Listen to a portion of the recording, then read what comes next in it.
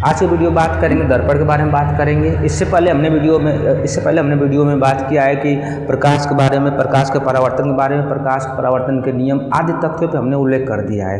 तो यह जो सीरीज चल रही है हाई स्कूल है, जो बोर्ड के एग्जाम के लिए काफ़ी ज़्यादा इंपॉर्टेंट है, तो इस विषय पर हम बात कर रहे हैं। तो बात करते हैं दर्पण। दर्पण किसे कहते हैं? दर्पण की बात करें यदि कोई एक कांच है और कांच का दो पृष्ठ होता है और जिसपे एक पृष्ठ पे हम क्या करते हैं, कलई या लेपन कर दिया जाता है और दूसरा पृष्ठ अगर परावर्तक तल बन जाता हो उसी को हम दर्पण बोलते हैं। अब परिभाषा के हिसाब से बात करते हैं। यदि एक चिकने पारदर्शी माध्यम जो तल है, चिकना पारदर्शी माध्यम में तल है, जिसे एक पृष्ठ पे रेड ऑक्साइड अर्थात लेप करके दूसरा जो पृष्ठ है परावर्तक तल बना दिया जाए, इस निकाय को हम दर्पण कहते हैं। हमने अभी जस्ट बताया है कि यदि कोई कांच है इस पे एक पृष्ठ पे कलई कर दिया जाए और दूसरा पृष्ठ परावर्तक तल बन जाता हो, उसी को हम दर्पण बोलते हैं। और जो दर्पण हमारे पास मुख्य रूप से कितना टाइप होता है? दो प्रकार का। कितना होता है? दो प्रकार का। पहला हमारे पास कौन सा होता है? एक समतल दर्पण होता है और दूसरा हमारे पास गोली दर्पण होता है। समतल दर्पण को हम प्लेन मिरर के नाम से जानते हैं और गोली दर्पण को हम स्फेरिकल मिरर के नाम से जानते हैं। तो समतल दर्पण की बात करते हैं। समतल दर्पण की जो परिभाषा होगा,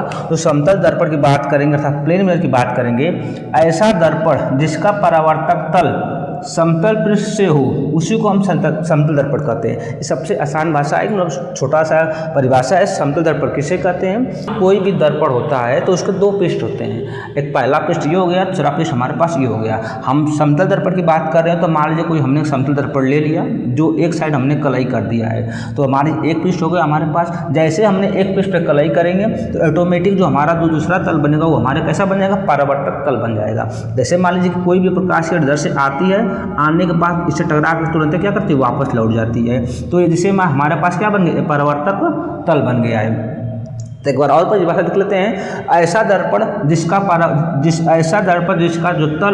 परावर्तक तल होगा वो कैसा होगा हमारे पास? अगर समतल होगा उसी को हम समतल दर्पण कहते हैं। अगर मुख्य रूप से बात जो एग्जाम जो पूछता है कि जो समतल दर्पण जो परिभाषा होता है, जो उसका जो प्रतिबिंब होगा वो कैसा बनेगा, तो जो उसका प्रतिबिंब आभासी बनेगा और कैसा बनेगा? हमारे पास सीधा बनेगा। और सबसे बड़ी मुख्य बात है इमेज होगा, जो प्रतिबिंब उसका जो वस्तु जो प्रतिबिंब बनेगा आभासी बनेगा और कैसा बनेगा? सीधा।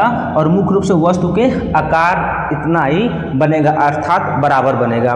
बात करते हैं कि समतल दर्पण का जो फोकस दूरी कितनी होती है, ये भी इंपॉर्टेंट में ऑप्शन में आता है। तो समतल दर्पण की जो फोकस दूरी होती है वो कैसी होती है? अनंत पे होती है। कहाँ पे होती है? हमारे पास अनंत पे होती है। तो हमने इससे पहले दर्पण के बारे में बताया और दर्पण हमारे पास कितने प्रकार का होता है? समतल होता है और गोली होता है। तो हमने इस दर्पण को मिटा करके हमने यहाँ पे गोली लिखा हुआ है। तो अब बात करते हैं गोली दर्पण की बात करते हैं।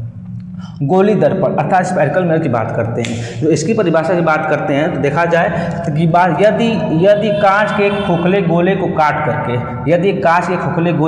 करके इसके एक पृष्ठ पे कलई कर दिया जाए, इसके एक पृष्ठ पे कलई कर दिया जाए और कलई किससे होता है? रेड ऑक्साइड से कलई कर दिया जाए, तो जो प्राप्त दर्पण होगा वही हमारे पास क्या होगा? हमारे पास गोली दर्पण होगा। मान लेते हैं कि यदि एक कांच का एक खोखला गोला है, खोखले गोले काट कर जिस पे एक पृष्ठ पे कलई कर दिया जाए और जो हमें प्राप्त दर्पण होगा उसी को हम क्या बोलते हैं? गोली दर्पण कहते हैं। गोली दर्पण हमारे पास मुख्य रूप से दो प्रकार का होता है। कितने प्रकार का हमारे पास होता है? दो प्रकार का होता है। पहला हमारे पास क्या होता है? अवतल दर्पण होता है, दूसरा हमारे पास उत्तल दर्पण होता है, जिसे हम इंग्लिश भाषा में कनकेव और कन्वेक्स नाम से जानते हैं। तो मिटा देते हैं थोड़ा।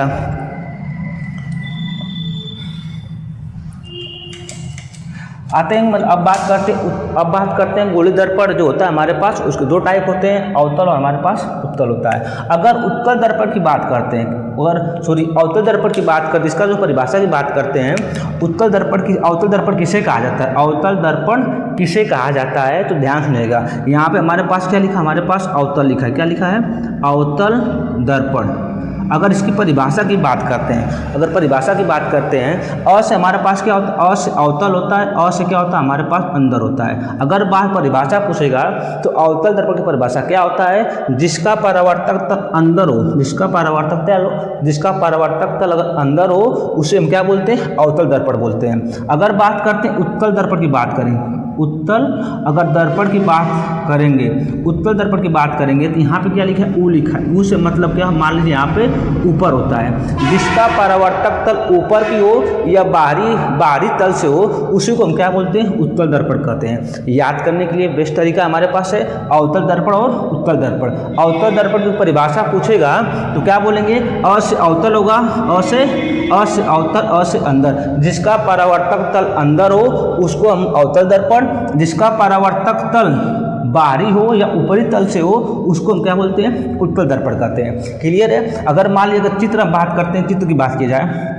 अगर चित्र की बात की जाए तो मान लीजिए हमारे पास क्या है, अगर मान लीजिए अगर बाहर हम लेपन कर देते हैं, बाहर अगर लेपन कर दिया जाए और जो परावर्तक तल हमारे पास अंदर होता है, एक प्रकाश से आई और यहाँ से तुरंत क्या होगी, उसी अंदर चली गई, तो ये हमारे पास कौन दर्पण होगा, हमारे पास अवतल दर्पण होगा।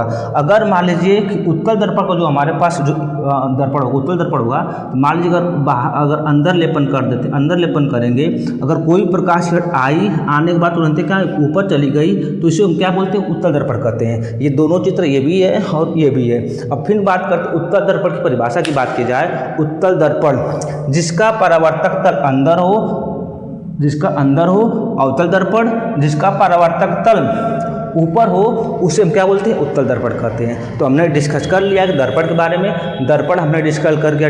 दर्पण हमारे पास दो प्रकार का होता है, एक समतल होता है, एक हमारे पास गोली होता है। समतल दर्पण की बात करते हैं, हमने भी उसके बारे में डिस्कस कर लिया है, उसका प्रतिबिंब के बारे में हमने डिस्कस कर लिया है। तो गोली दर्पण की बात करें, गोली दर्पण हमारे पास दो प्रकार का होता है, एक अवतल एक उत्तल होता है। तो अवतल दर्पण के प्रतिबिंब की बात करेंगे तो कल बात करेंगे, और उत्तल दर्पण के प्रतिबिंब बात करेंगे तो कल बात करेंगे। तो अगर आपको यह वीडियो अच्छा लगा होगा तो आप हमारे चैनल को ज़रूर सब्सक्राइब करिएगा और लाइक करिएगा और कमेंट बॉक्स में ज़रूर बताइएगा। तो मिलते हैं नेक्स्ट वीडियो में।